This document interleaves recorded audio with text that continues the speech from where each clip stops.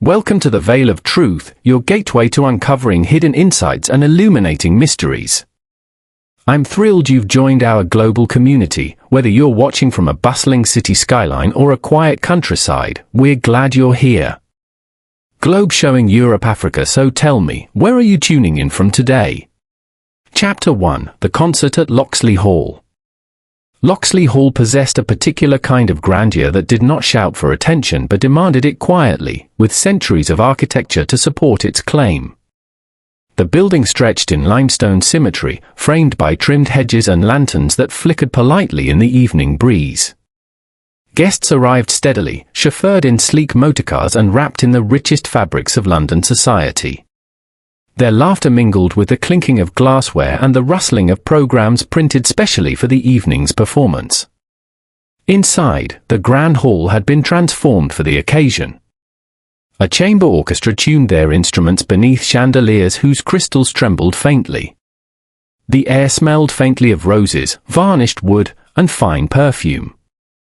Locksley prided itself on culture, refinement, and dignified spectacle, all things Hercule Poirot observed with quiet approval as he accepted a glass of champagne from a passing waiter. Poirot stood near a column of polished marble, his figure immaculate as ever. The moustaches, so perfectly waxed and shaped, announced his identity even before his eyes completed the task. He surveyed the scene with an appreciation that could almost pass for simple admiration, almost, because with Poirot admiration was never truly simple. There was always calculation beneath the polish. The evening's guest of highest interest, aside from Poirot, depending on whom one asked, was the young composer Adrian Malbrook, whose new piece, The Arrangement of Silence, was to be premiered for the first time. At only 28, Adrian had acquired the reputation of a prodigy and a modernist, a man eager to break traditions even while basking in their applause. Adrian stood at the far end of the hall, speaking rather heatedly with Caroline Fairfax, daughter of Lady Fairfax, the host of the evening. Caroline was a bright-eyed woman of 26, her expression usually generous but now unsettled. Poirot noted the way she spoke with restraint, her gloved hands clasped too tightly against her gown. Adrian leaned in, speaking sharply. Caroline's voice, in response, was low and weighted with something between pride and pain. Poirot drifted nearer, as was his habit, without giving the impression of eavesdropping. Distinct words escaped the tension. "You cannot change the program now," Caroline insisted. "It affects more than just you."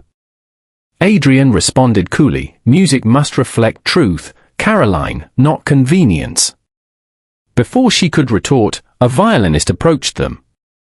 Miss Beatrice Wren, dressed in black satin, possessed the kind of severe elegance that suggested both discipline and disdain.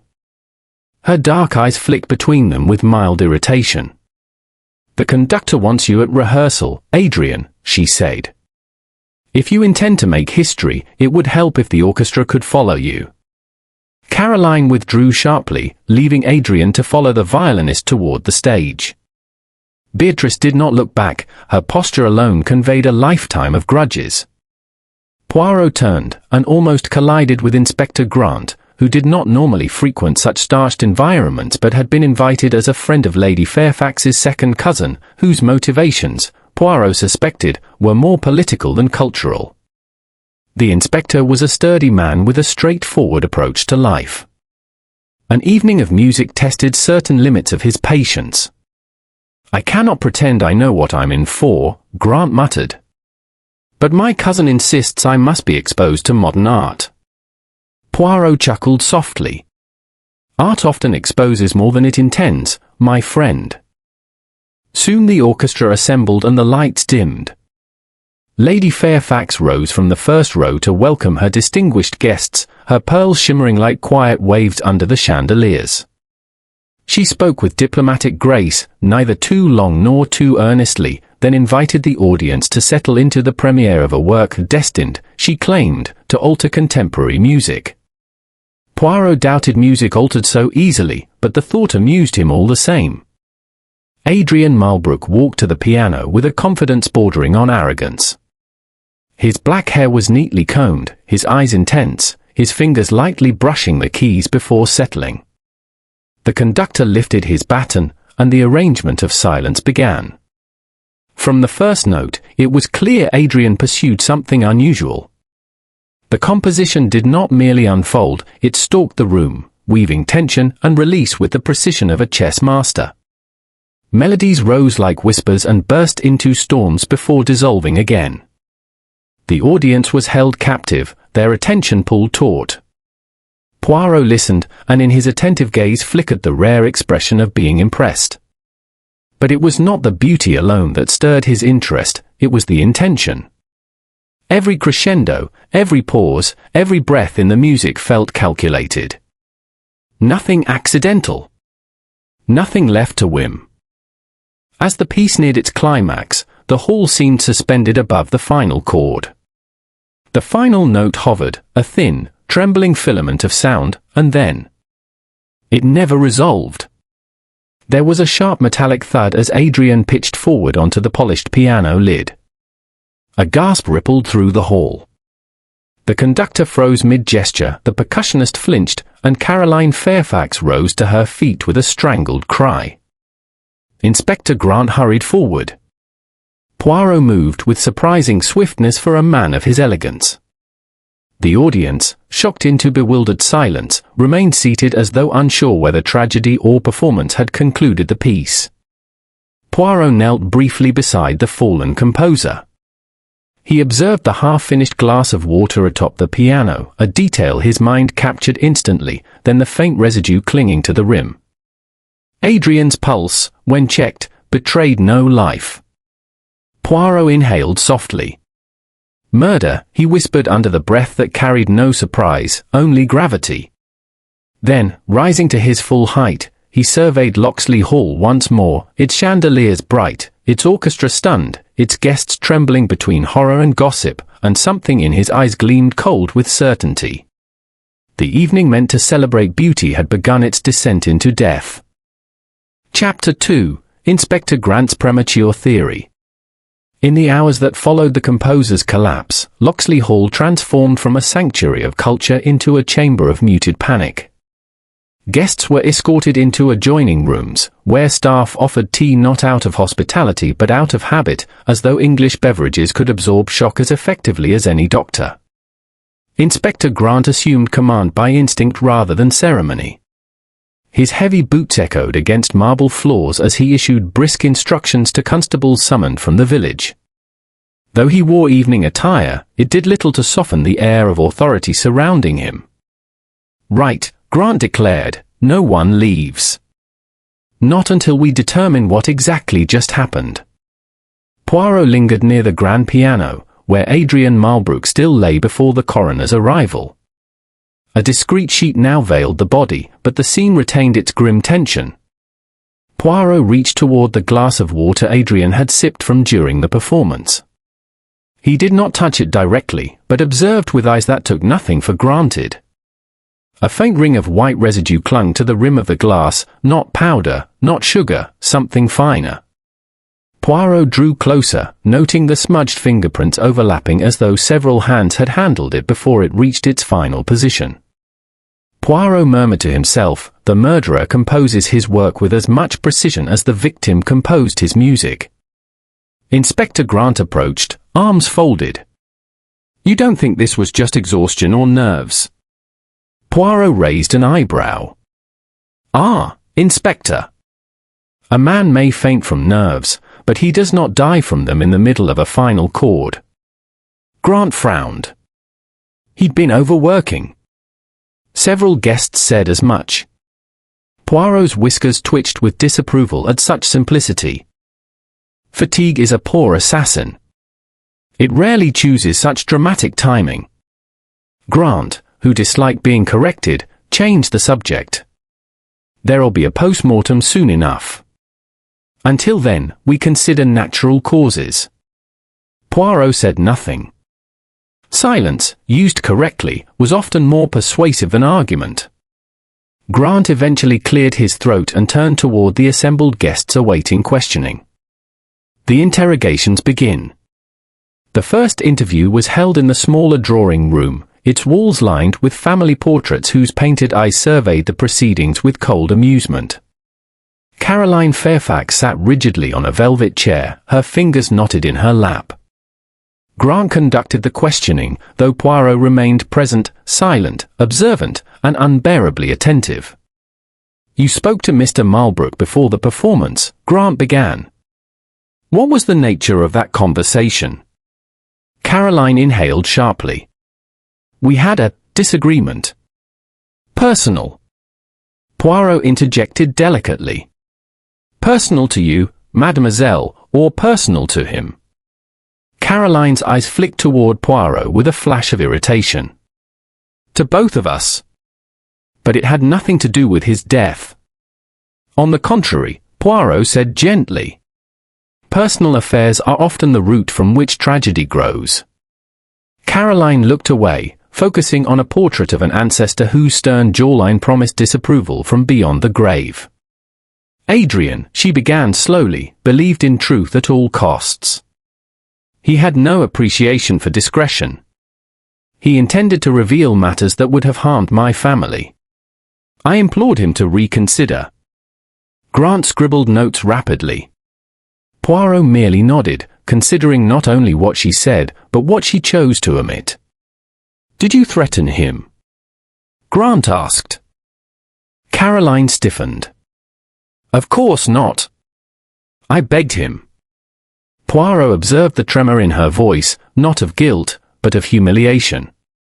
When she was dismissed, she stood with dignity, though her eyes shimmered faintly, as though the tragedy had not yet reached its deepest sting. Beatrice Wren, the violinist. The next to be questioned was Beatrice Wren, who entered with a stride that suggested neither grief nor fear.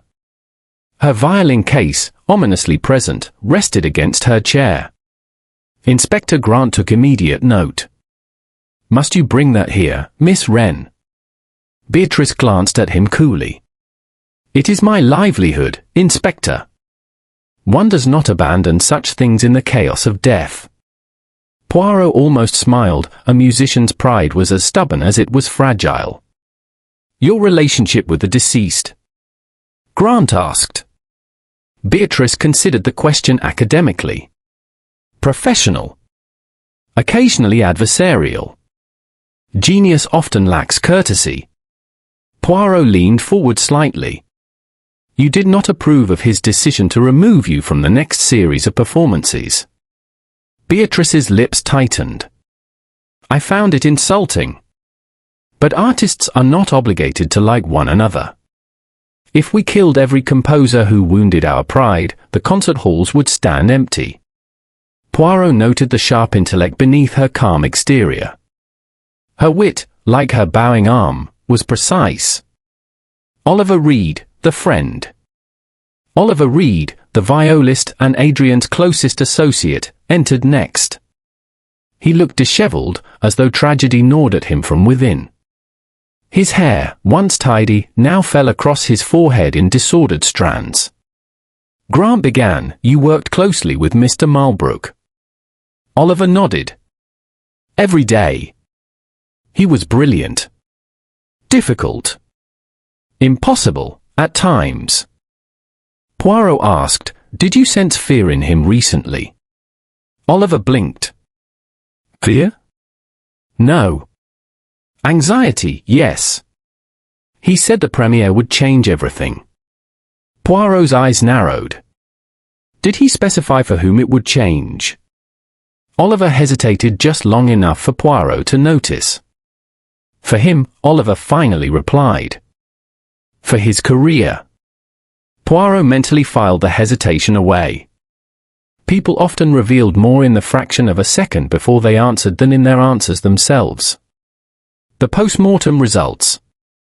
By the time the final guest had been questioned, the coroner's verdict arrived.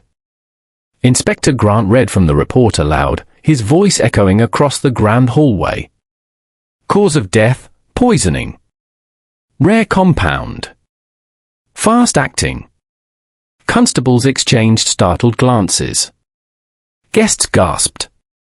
A maid dropped a tray with a clatter that rang like judgment against the marble floor.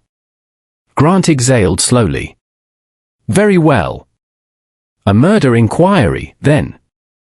Poirot nodded almost serenely. Now, Inspector, we may begin. Grant's premature theory. Before the night concluded, Grant drew Poirot aside. Given the arguments, the strained relationships, and artistic rivalries, I'd say we're looking at jealousy or ambition. Professional motive. Poirot sighed, his moustaches bristling with disappointment. Ambition kills quietly, Inspector. This murder killed theatrically. It sought not only silence, but spectacle. Grant scowled. You speak in riddles. Poirot smiled faintly. I speak in music. And this murderer, he gestured toward the covered piano, composed a finale. Chapter 3 Are motives hidden in music? The morning after the tragic performance dawned in muted grey, as though the world itself hesitated between outrage and mourning. Mist clung to the courtyard fountains of Locksley Hall, softening the sharp marble lines and lending the estate an almost dreamlike melancholy. The servants moved about quietly, stepping lightly on polished floors, as though noise might disturb the dead still lying in the estate's private chamber until the authorities completed their grim procedures. Hercule Poirot descended the grand staircase with immaculate precision, each step measured, each hand resting coolly upon the polished rail. His attire was untouched by the chaos of the prior night, even tragedy seemed unable to ruffle him. Beside him, Inspector Grant stalked forward in his less graceful but no less determined manner.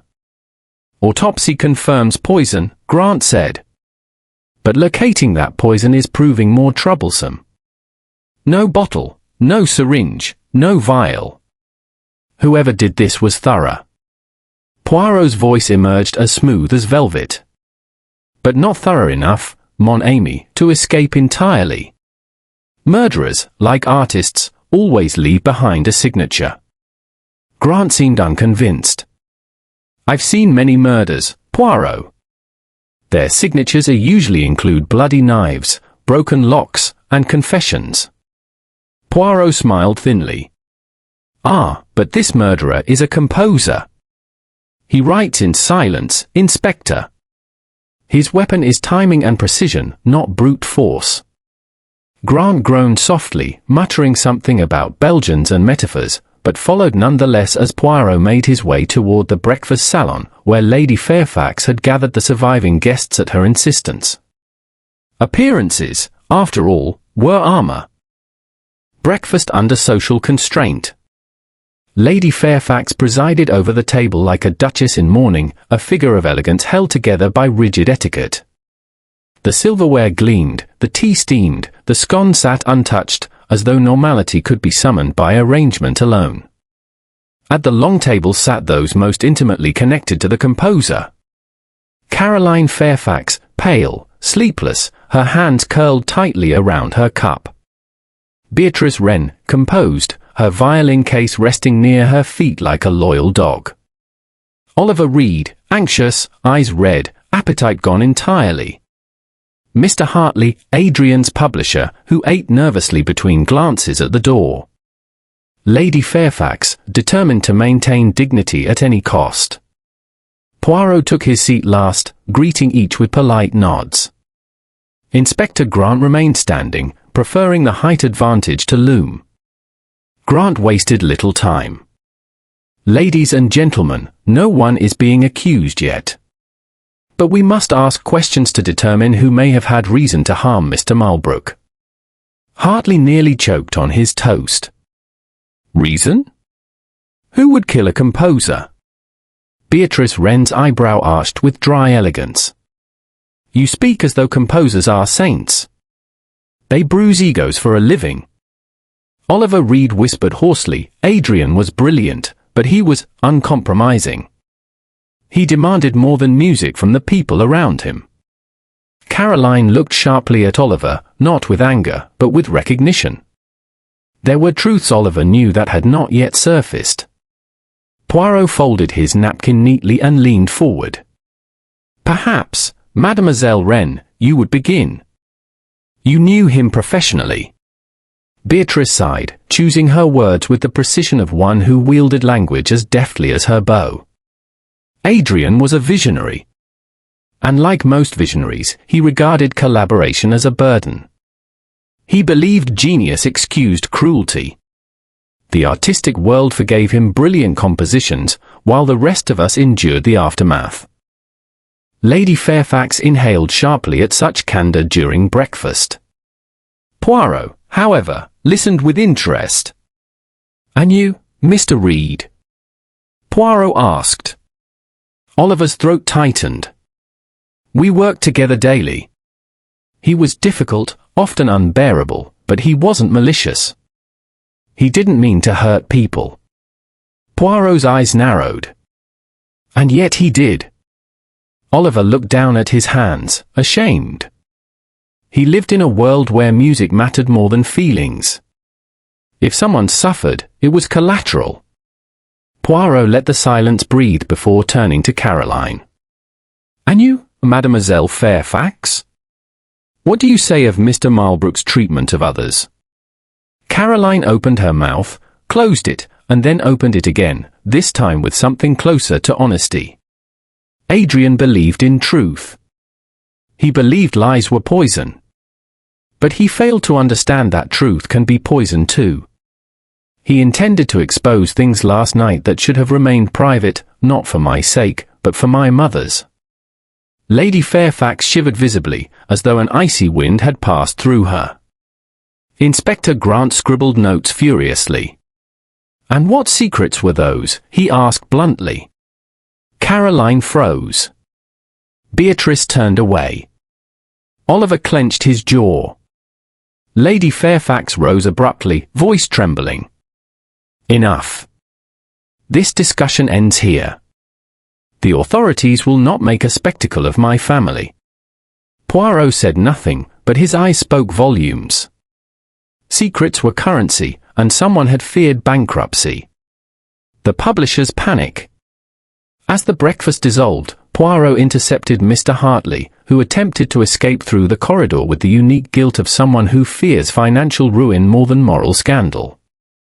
"Mr. Hartley," Poirot said, "a moment of your time." Hartley swallowed. "I've already told the inspector everything." Poirot's smile was polite but without mercy. "You told him everything you wished him to know. That is quite a different matter." Hartley deflated, shoulders sagging.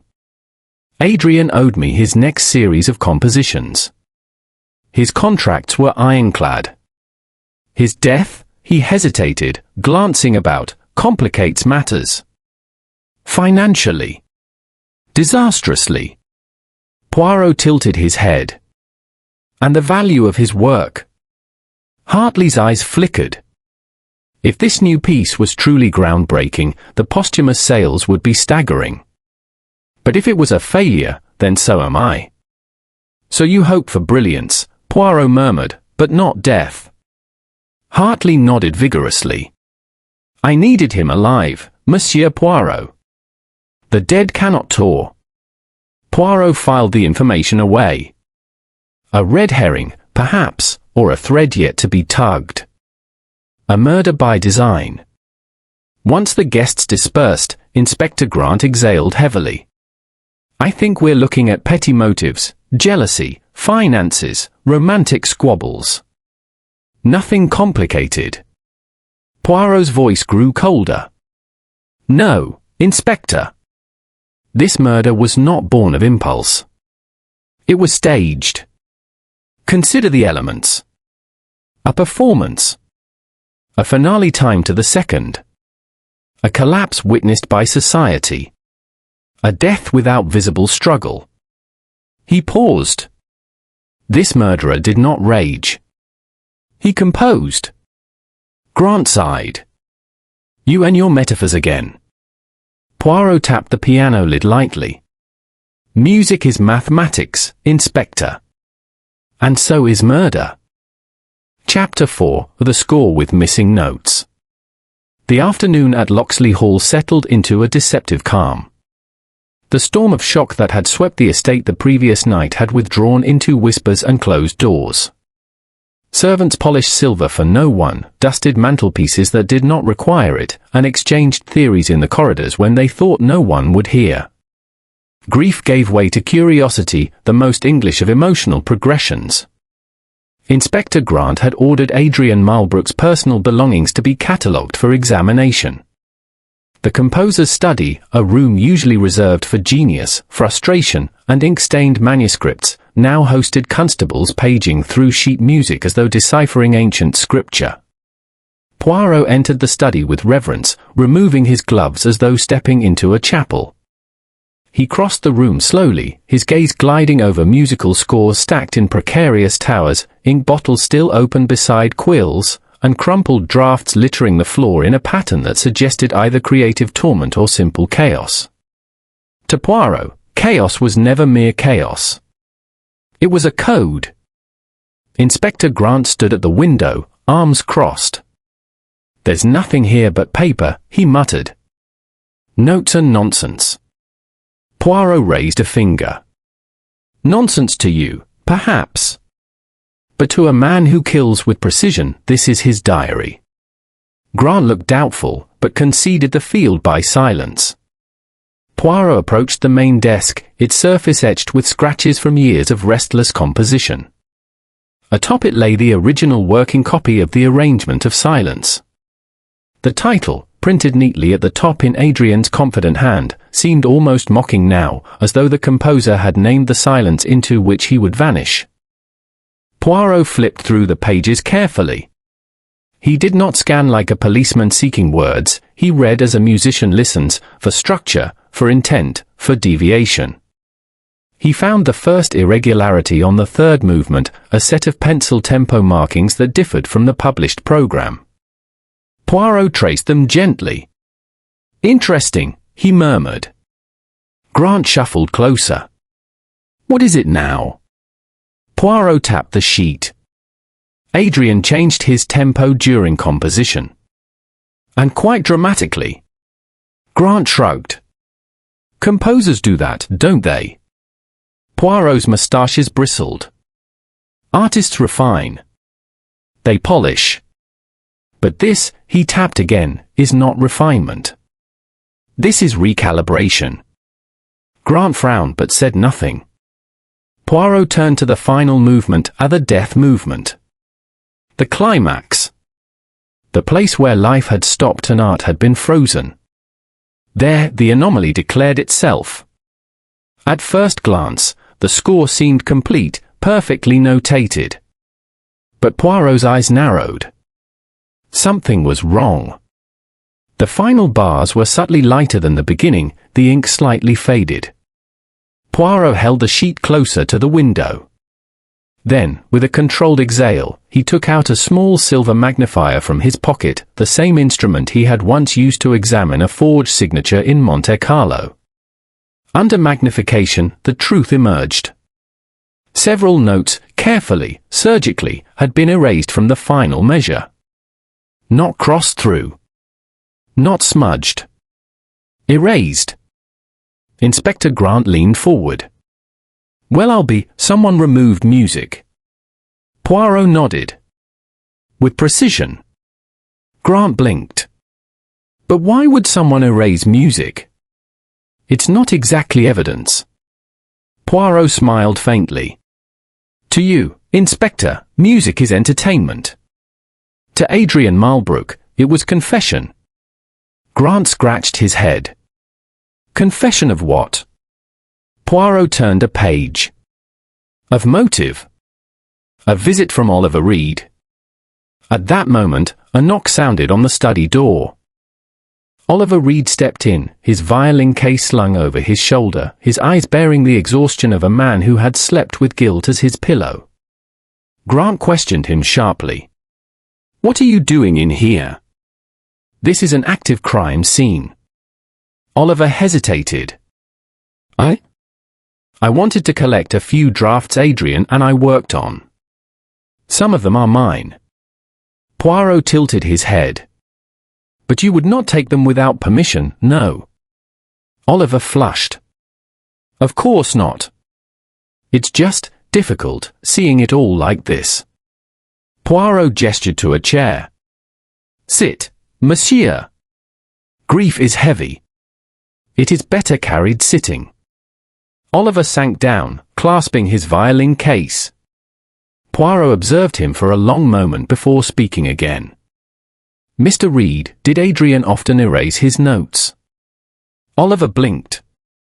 Erase? No.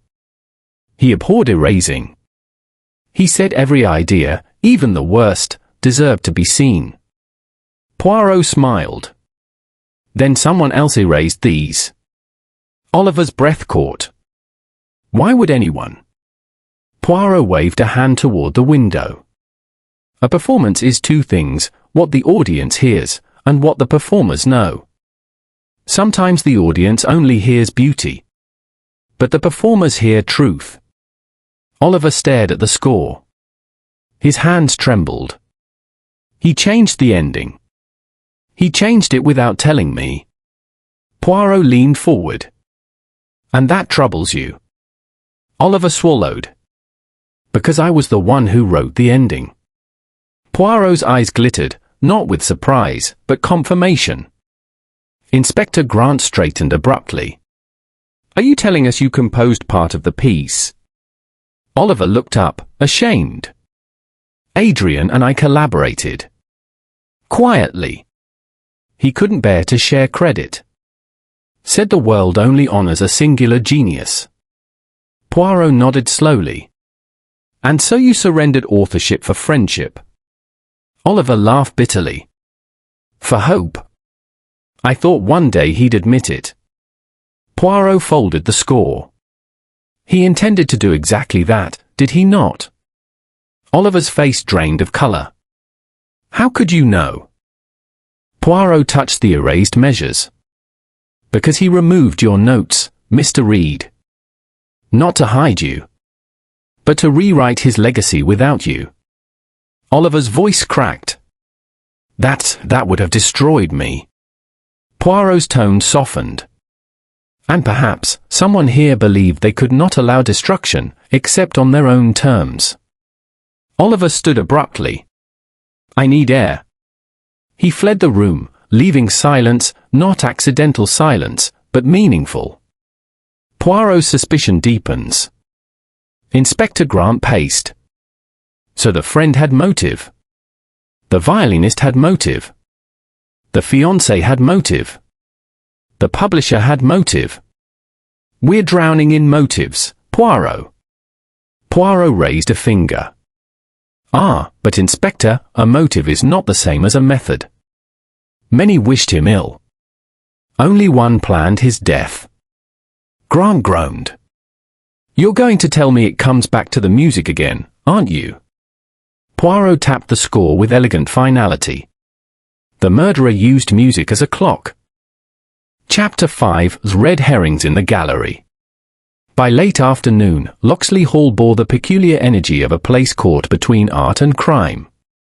Outside, the mist had dissolved into cold sunlight. Inside, the corridors lay heavy with conversation clipped short as Poirot passed by. Guests, musicians, servants, all were learning the delicate choreography of suspicion. Poirot, however, walked with a measured calm that suggested he had already begun assembling the invisible structure of the crime. It was not yet complete, not yet strong enough to hold truth, but the frame existed. Inspector Grant found him near the portrait gallery, a long hall where oil paintings of Fairfax ancestors glowered down with varying degrees of aristocratic disdain. Grant approached with an air of urgency. Poirot, I believe we may have found something.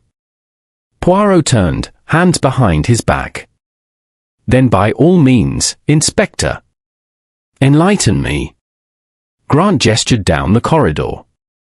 In Miss Beatrice Wren's violin case. Follow. Poirot followed without comment, but with interest. The violin case revelation. Beatrice Wren awaited them in a small rehearsal chamber, her violin case resting on a table like a loyal animal under interrogation. Constable Rhodes stood guard nearby, appearing rather pleased with himself, a look typically reserved for schoolboys who believe they have discovered the culprit through sheer luck. Grant opened the case dramatically. Inside lay the violin, polished, refined, and cared for as though life itself depended on its condition. Bow, rosin, cloth, nothing extraordinary. But in the secondary compartment, wrapped in a handkerchief, sat a small narrow bottle of glass. Grant lifted it with gloves. "Recognize this, Miss Wren?"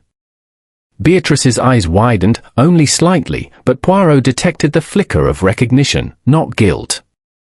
"It appears to contain a residue similar to the poison," Grant continued. "Care to explain?" Beatrice exhaled sharply, eyes lowering. "It is not poison. It's a preparation solution. Musicians use it for strings, to increase clarity and resonance." Grant frowned. "We'll let the lab decide that." Poirot watched Beatrice closely. She did not panic. Nor did she attempt to defend herself with dramatic pleas. She merely waited, the quiet defiance of a woman accustomed to being misjudged. "Miss Wren," Poirot said softly, "why keep such a bottle in your violin case and not in your quarters?" Beatrice met his gaze. "Because backstage thieves exist, Monsieur Poirot. Violinists guard their tools with more vigilance than nobles guard their jewels." Even Inspector Grant hesitated. The explanation was plausible, annoyingly plausible. Poirot stepped closer to examine the bottle. "Tell me, Inspector, was the bottle found lying loosely, or carefully wrapped?" "Wrapped," Grant admitted. "Neatly." Poirot nodded. A murderer who wipes prints would also remove evidence of intention. But they would not wrap it lovingly in a musician's handkerchief. Murder rarely possesses sentiment. Grant scowled. "So you're saying this is a setup?" Poirot smiled faintly. "No, Inspector. I am saying it is a red herring. Deliberate misdirection." Beatrice's shoulders relaxed, only slightly. Grant crossed his arms. Yet the fact remains, she had conflict with the victim and opportunity. Poirot nodded.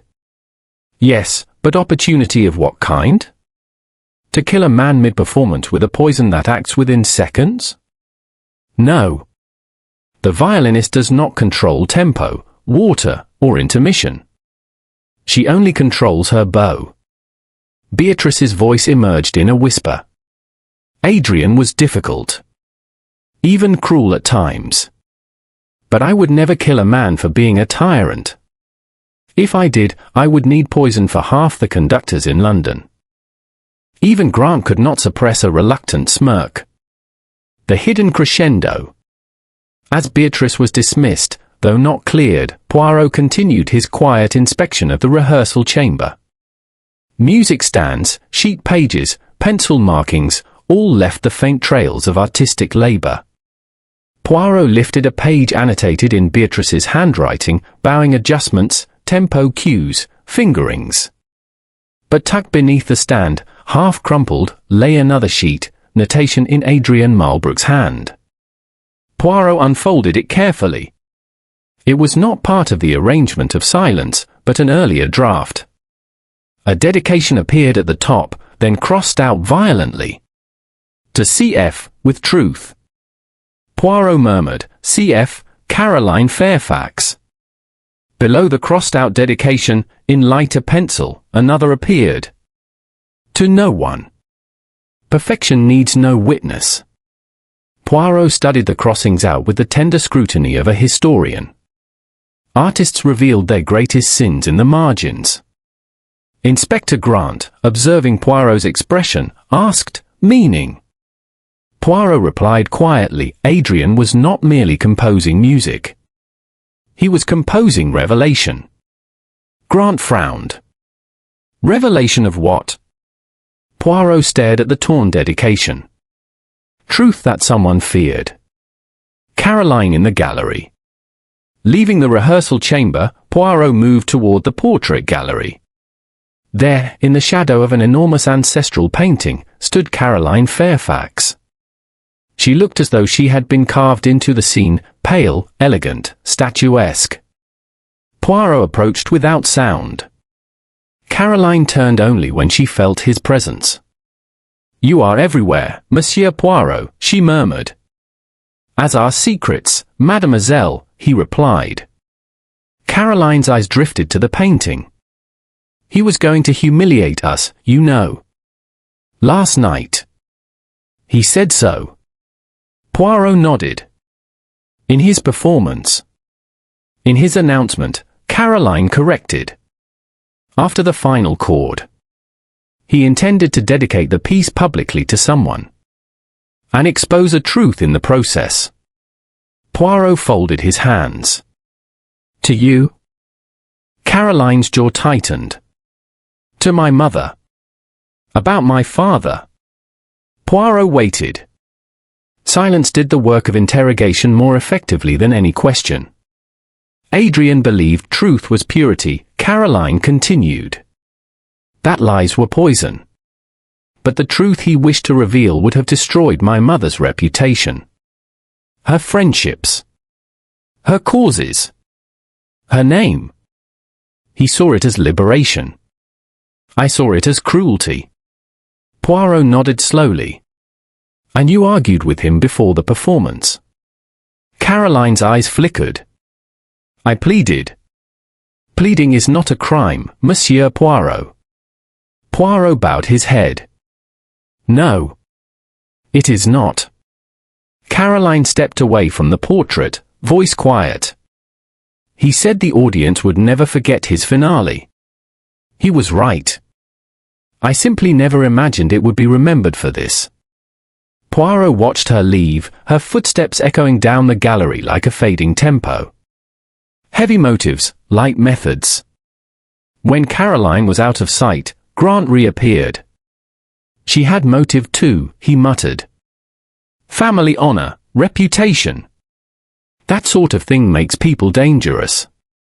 Poirot shook his head gently. "Dangerous, yes.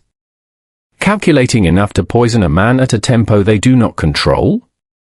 None." "Then who?" Grant demanded. Poirot gazed toward the great hall where the piano still sat beneath dust covers.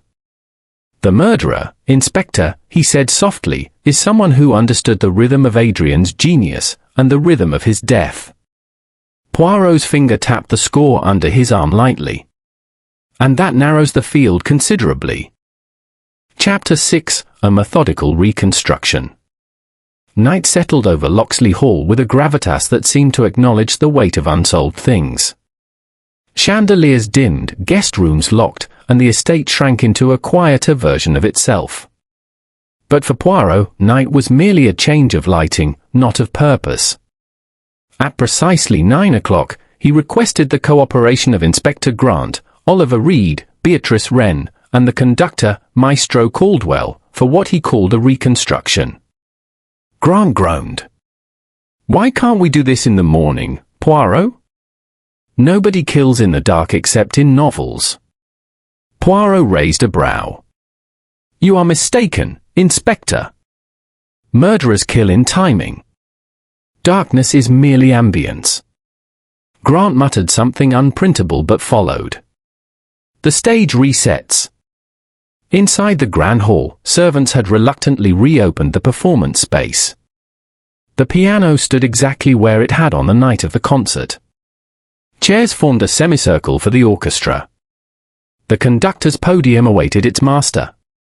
The air held the faint scent of varnished instruments and dust. Oliver Reed arrived with his viola, his face taut with unease. Beatrice Wren followed, violin in hand, her composure restored like a freshly tuned string.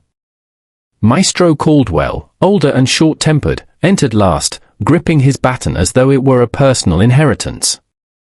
Poirot stood at the center of the hall, the score in his hand. "We are here, Miss Amos, not to play music but to play truth." Grant rolled his eyes. "Just get on with it." Poirot spoke with clarity. On the evening in question, Mr. Marlbrook sat at the piano here. Maestro Caldwell stood there. The orchestra sat as now. The audience observed. And at precisely the final note, Adrian Marlbrook died. Beatrice crossed her arms. We were all there. None of this is new. Poirot turned to her. On the contrary, mademoiselle. We were present, but we did not observe. There is a distinction. Replaying the night. Poirot opened the score to the second movement and handed it to Oliver Reed.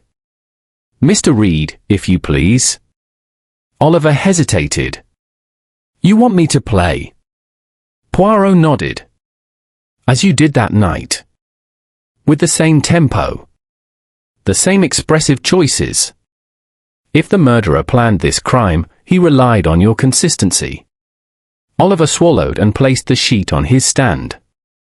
Maestro Caldwell lifted his baton reluctantly. Very well. From the second movement. Allegretto. And, begin. Music flowed through the hall once more, though stripped of an audience's wonder and replaced with forensic curiosity.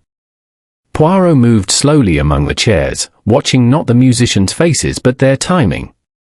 His gaze flicked from the piano to the conductor's baton to the breath of the musicians.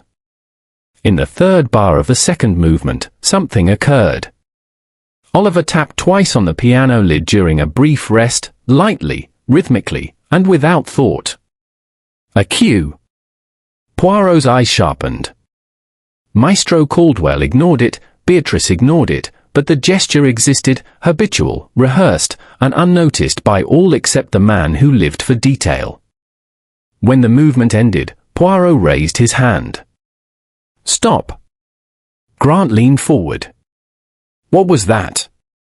Poirot tapped the piano lid. This gesture. Mr. Reed, you have done it before. Oliver froze. It's a cue. For Adrian. He had a tendency to rush the section after the rest. He trusted the cue, Poirot pressed. Oliver nodded reluctantly. Always. Poirot exhaled softly. So the victim relied on the murderer for timing. Grant blinked. Meaning? Poirot turned to face them all. To control the precise moment of death, the murderer must control tempo. Not metaphorically. Literally. Beatrice narrowed her eyes. So the murderer is not simply someone who wanted Adrian dead. It is someone who understood how to conduct him toward it. Poirot snapped his fingers. Exactment. The water glass problem. Poirot moved to the piano. The water glass, preserved by the constables, sat atop it in its original position. Adrian drank between movements.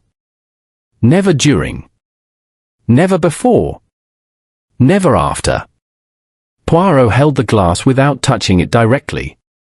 So the murderer had to predict the interval precisely, and predict that Adrian would drink at that interval. Grant scratched his head. But Oliver didn't poison him. He just cued him. Poirot smiled. You assume too much, Inspector. I am not accusing Mr. Reed, only establishing the mechanism. Poirot moved next to Maestro Caldwell. Conductor, did you adjust tempo that night? Caldwell scoffed. Of course not.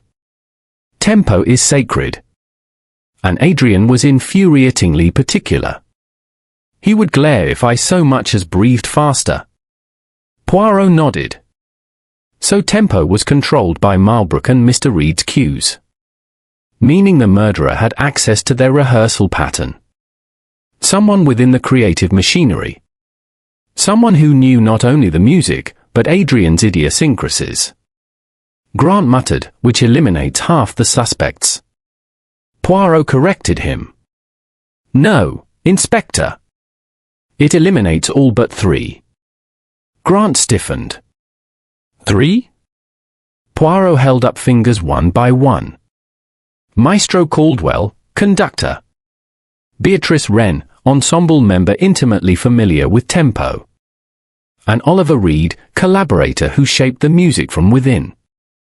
Beatrice scoffed. If I wanted Adrian dead, I would have stabbed him with my bow. Much quicker. Maestro Caldwell snorted. And if I wanted to kill him, I'd have waited until after the premiere, not during it. I need the reviews more than the applause. Poirot smiled pleasantly. Motive expressed through sarcasm, charming. Oliver stared at the piano. You're forgetting someone else, Monsieur Poirot. Poirot turned. Oh. Oliver's voice trembled. Adrian himself controlled tempo. He dictated every pause, every rest, every breath of the piece. He didn't need someone else to time his death. Poirot nodded. True. And if Adrian had intended suicide, it would have been the most theatrical in musical history. But for suicide, one must first procure poison. And Adrian did not. Oliver sank down on a chair, defeated. A new layer of truth. When rehearsal ceased, Poirot addressed Grant quietly. The murderer rehearsed the killing. Not once, but many times. Each rehearsal fine-tuned timing. Each performance moved us toward the finale. Grant shook his head. So it was planned weeks in advance. Poirot nodded. Yes. And that, Inspector, is the most interesting part. Grant waited. Poirot continued. Because murders of planning always have a second layer. A visible motive to mislead, and a hidden motive to conceal. Grant frowned. You're saying we've only found the visible one so far. Poirot tapped the score. And now we must find the true one. Chapter 7, The Psychology of Genius. The next morning arrived with brittle sunlight and the sort of cold air that refused to warm, even under the weight of a rising sun. Loxley Hall stirred reluctantly, staff moving with subdued purpose, musicians packing instruments into cases, and guests whispering updates like parishioners exchanging rumors before a sermon. But the estate was no longer a place of music. It was a place of aftermath. Hercule Poirot, having slept little and shaved with immaculate precision, as dignity demanded, requested a private meeting with Caroline Fairfax. Not in the breakfast salon, nor in the portrait gallery, but in a smaller room known as the morning room, a chamber lined with pale blue wallpaper and discreet furniture, decorated for quiet tea, polite gossip, and small truths rather than grand ones. Caroline awaited him there, seated near a window overlooking the gardens, her hair pulled back from her face, her dignity wrapped around her like a shawl. She rose as Poirot entered. Monsieur Poirot, she said softly. You wish to see me? Poirot inclined his head. If you please, mademoiselle. Sit. We shall speak of difficult things. Caroline resumed her seat and folded her hands neatly on the table. Poirot regarded her for a moment before beginning, not with interrogation, but with empathy. You loved Adrian Marlbrook, he said.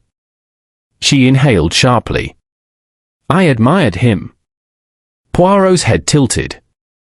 Admiration is a form of love, one that seeks upward rather than inward. And with admiration often comes expectation. And with expectation comes disappointment. Caroline's eyes closed briefly. When they opened again, they held no defensiveness, only weariness. Yes, she admitted. I loved him. And I hated that I loved him. Poirot nodded gently.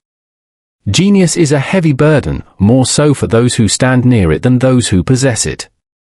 Caroline's voice trembled. You speak as though you understand. Poirot smiled faintly. I have seen genius, mademoiselle. It rarely makes anyone happy. The hidden motive. Caroline hesitated before continuing. Adrian believed he was above the ordinary constraints of civilization. He believed that truth, raw, unfiltered, unkind, was a virtue.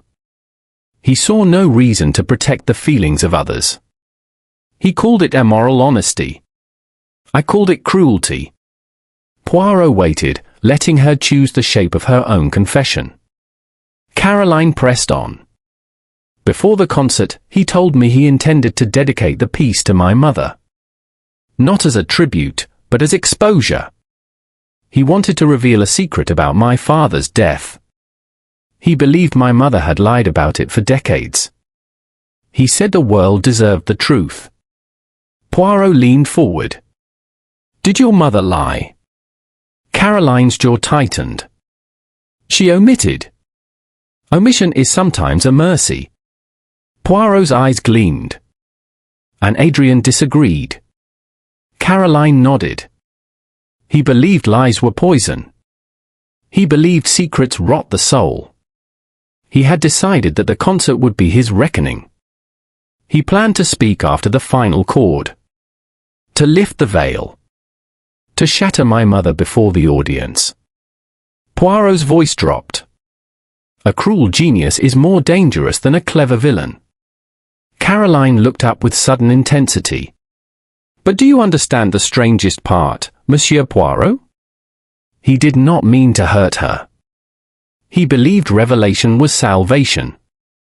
He believed suffering purified. Poirot nodded slowly. He had known such men, intellectuals who mistook brutality for enlightenment. Did you threaten him? Poirot asked softly. Caroline swallowed. I begged him. He refused. He said he owed the world the truth more than he owed me kindness. Poirot inhaled. And so you wished him dead? Caroline froze. Poirot raised a hand. Wishing is not doing, mademoiselle. Many a heart has wished away pain without ever lifting a finger. Caroline whispered, I did not kill him. Poirot studied her gently. No. But you are key to understanding why someone else did. Beatrice's resentment.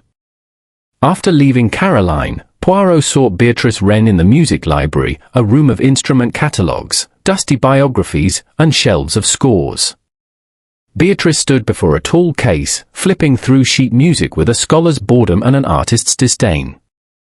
Poirot, she said without looking up, I assume you are here to ask whether I murdered Adrian out of professional jealousy. Poirot smiled. I am here to ask about genius. Beatrice closed the score. Then you are asking the right person. She sat, gesturing for Poirot to do the same. Genius, she began, is rarely admirable from close range. It is corrosive. Loud. Selfish. Adrian had the sort of brilliance that convinces the world he is indispensable, and convinces himself that others are ornamental. Poirot nodded. You disliked him. Beatrice corrected him. I disliked how he treated those who loved him. Music is for audiences. Cruelty is for individuals. Poirot recognized the distinction as important. Beatrice continued. Did I envy his acclaim? Yes. Did I resent his decision to remove me from the next cycle? Of course. But I would not kill a man for a career injury. Careers can be mended. Murder cannot. Poirot stood. Thank you, mademoiselle. You have helped more than you realize. Oliver's breakdown. Poirot found Oliver Reed in the conservatory, seated at the edge of a table, head buried in his hands, his viola beside him like a silent confidant. Poirot approached slowly. You loved him too, in your way. Oliver did not look up. I loved the music. That's not the same. Poirot sat beside him. But you depended on him. Credit, fame, recognition, all tied to his shadow. Oliver's laugh was hollow. Adrian never intended to share credit. Not really. He said collaboration polluted genius. Poirot nodded. He told you he would reveal the truth. Oliver stiffened. He said he would set the record straight. Expose the false romance about creation. He thought the world would admire him for confessing that I wrote half the movements. Would they? Poirot asked. Oliver finally looked up. No. They would have admired him for being benevolent. I would have been the footnote. The afterthought. The evidence of his grace. Poirot placed a hand on the score.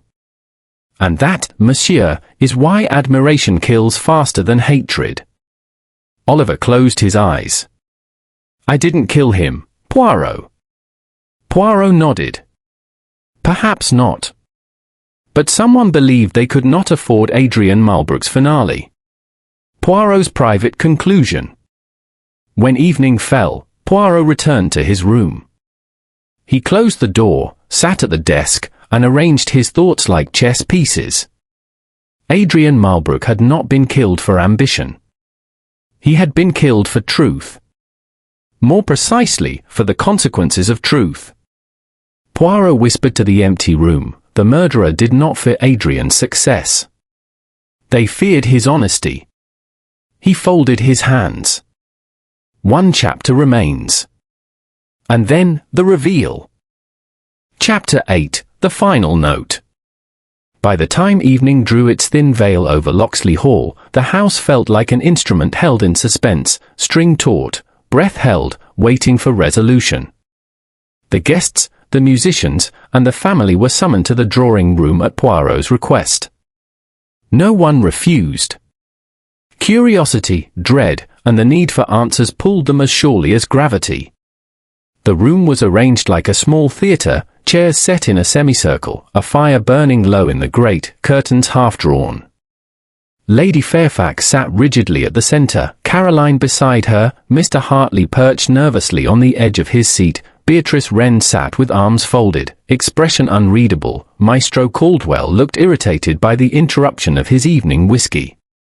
Oliver Reed stood near the back at first, before a constable directed him to a chair. Inspector Grant stood near the mantelpiece, leaning against it with an air that tried to be casual but was a shade too tense. And in the centre of them all, like a conductor about to raise his baton, stood Hercule Poirot. He straightened his cuffs and spoke with calm clarity. Mesdames, messieurs, the time has come. We are assembled not for music this evening, but for truth. And, as you know, truth is rather more dangerous. No one smiled. Poirot continued, Adrian Marlbrook did not die by accident. He was poisoned, with precision, with rehearsal, and with calculation. This was not a crime of impulse. It was composed. He let the words settle. Let us begin with what we know. Adrian drank from a glass of water placed upon the piano. The poison acted within seconds, timed to the final note of the arrangement of silence. No one approached him after he drank. Therefore, the poison was already in the water before the performance began. Inspector Grant nodded. Which means, Poirot continued smoothly, that the murderer knew exactly when Adrian would drink. Not just that he would, but when. This is not a simple matter. Adrian was precise. He drank only between movements. Never early, never late. He turned to the musicians. During rehearsal, I observed something most instructive. In the second movement, during a brief rest, our friend Mr. Oliver Reed tapped twice on the piano lid. A small gesture. A cue. A habit born of repetition. Oliver shifted, colour draining from his face. Poirot went on, Adrian relied upon this cue. It signalled when he should resume, and when, between movements, he might reach for his glass. The tempo, the pauses, the structure, all rehearsed, all predictable to those inside the circle of creation. He held up the annotated score. This is the first key. The murderer could not be simply anyone with a grudge. They had to be someone who knew the tempo intimately. Someone who had rehearsed it, night after night. He looked towards Beatrice, Caldwell, and Oliver. That narrows our field considerably. Beatrice lifted her chin. You're suggesting one of us. Poirot inclined his head. I am stating it, mademoiselle. He moved closer to the fire, where the light caught the score in his hands. Now, we must consider motive. Many among you had reasons to wish Adrian Marlbrook no longer living. He looked first to Beatrice. Mademoiselle Wren, your career was under threat. Adrian planned to remove you from future engagements. You resented him for it. Yet you are practical. A scandal of murder destroys reputations indiscriminately. You would sooner outplay your rival than bury him. Beatrice said nothing, but her shoulders relaxed with the faintest hint of relief. Poirot turned to Mr. Hartley. Monsieur Hartley, you had invested heavily in Adrian's career. His success was your success. His death, regardless of posthumous sales, complicates contracts, tours, and commissions. You, more than anyone, needed him alive. Hartley nodded, swallowing hard. Poirot then turned toward Caroline and Lady Fairfax. Mademoiselle Fairfax, you loved a man who believed truth more important than kindness. He threatened to expose a family secret that would have shattered your mother. Your motive was deep, emotional, and urgent. But Caroline's eyes filled, though her jaw remained steady. You lacked the specific knowledge of tempo and the courage for so theatrical an act. Your nature is proud, but not cold enough for this. You would have confronted him, not orchestrated his death in front of society. Caroline exhaled shakily. Lady Fairfax closed her eyes in mute relief. Inspector Grant shifted. Poirot, that leaves. Poirot raised a hand gently, forestalling him. Now we come to the evidence that tells us not who could have done it, but who did. He held up the music again. In the study, I found the working score of the piece. On the final page, the very bars that accompanied Adrian's collapse, several notes had been carefully erased. Not crossed out, not scribbled over. Erased, with precision. He turned to Oliver Reed. And when we spoke, you admitted that these notes were originally yours. Oliver's lips parted soundlessly. The room seemed to shrink around him. You collaborated with Adrian, Poirot said softly. You contributed significantly to the composition. But he intended to take public ownership of it alone. At best, he hinted he might one day acknowledge you, but always in a way that kept you as supporting evidence to his generosity. Oliver whispered, you don't know that. Poirot's eyes were kind, but unrelenting. On the contrary. I know he first wrote a dedication to Caroline, to CF, with truth, then crossed it out. I have seen earlier drafts where your initials appeared in the margins, OR, then were removed. Adrian did not merely revise his music. He edited people out of his story. Silence stretched. Poirot's voice lowered. Worst of all, he told you, did he not, that after the premiere he would tell the world everything. Oliver's hand tightened around the arm of his chair. He said he'd set the record straight. Ah, Poirot murmured. But in his version of the record, he would remain the central figure. You, monsieur, would be the anecdote. The footnote. The man behind the curtain, never fully seen. Oliver's eyes shone with a tortured kind of fury. I worked on every bar with him. Every movement. He said the world could not handle a duality of genius. They needed a singular name. Poirot nodded. And so you realized that as long as Adrian lived, your work would belong to him. He would decide when to share credit, how much, and in what light. You were dependent on his mercy, and you no longer trusted that mercy existed. Oliver's voice cracked. He would have stood there last night and told them how kind he was. How noble.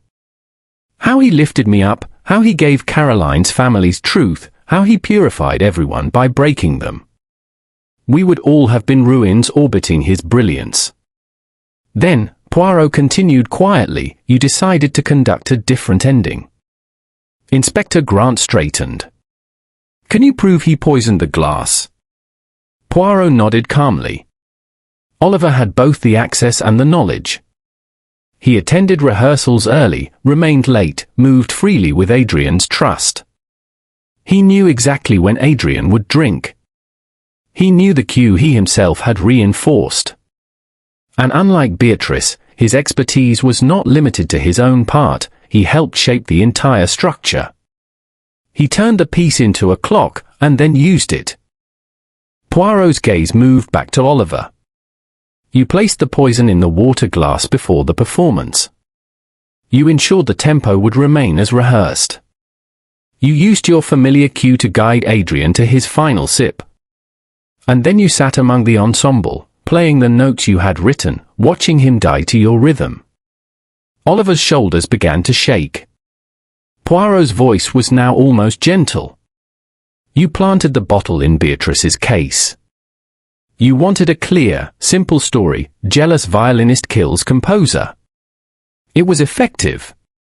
Even Inspector Grant began to believe it. Grant grunted indignantly, but did not deny it. Oliver covered his face with his hands. For a moment, no one spoke. Then he dropped them, revealing a face twisted with grief and something darker. He was going to erase us, Oliver whispered. Caroline's family. My work. Beatrice's career. He called it honesty, but it was cruelty wrapped in philosophy. He thought genius gave him the right to decide how much everyone else suffered. Tears clung to his lashes. I didn't want him dead because he was successful. I wanted him dead because he was dangerous. Poirot nodded slowly. Perhaps you are right about his danger, monsieur. But the method you chose is one of finality. You silenced him forever. You turned the arrangement of silence into murder. Oliver laughed once, a broken sound. Do you understand what it is like, he whispered, to hear your own music under someone else's name? Poirot's voice was very soft. I understand what it is to watch injustice go unpunished. But murder, monsieur, he spread his hands, murder writes its own injustice. Inspector Grant stepped forward, placing a firm hand on Oliver's shoulder. Oliver Reed, he said steadily, I'm arresting you on suspicion of the murder of Adrian Marlbrook. Oliver didn't resist. He looked past Grant, to the quiet room, to Caroline, to Beatrice, to the piano that no one would ever hear in quite the same way again. He would have destroyed us, Oliver said, more to himself than to anyone else. Poirot replied, and now you have destroyed yourself. Later, when the constables had gone and the house had sagged into its weary silence, Caroline approached Poirot. Does it ever feel, she asked softly, as though justice is only a less ugly shape of tragedy? Poirot regarded her gravely. Justice, mademoiselle, is not always beautiful. But it is necessary. Without it, we live only in the arrangements of other people's lies. She nodded, though her eyes were tired. And what will become of the music? She asked. Poirot looked toward the distant hall, where the piano sat untouched. The music remains, he said gently. But perhaps, in future, it will be written with a little more kindness. He took up his hat and cane. For now, mademoiselle, the performance is over. And with that, Hercule Poirot left Locksley Hall, the mystery concluded, the silence arranged, the truth, at last, resolved.